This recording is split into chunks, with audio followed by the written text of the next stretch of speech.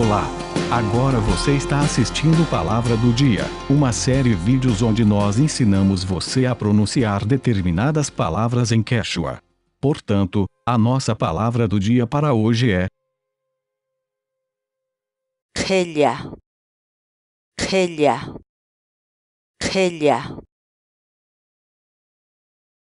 em português, a palavra Quechua Qhella, significa frutos restantes da colheita. Por exemplo, qhellapaqa waqmanta phuturimun. Tente e baixe nossos programas de verificação ortográfica em Quechua, usando nossas aplicações web ou desktop. Vá ao nosso site sc.inantim.com.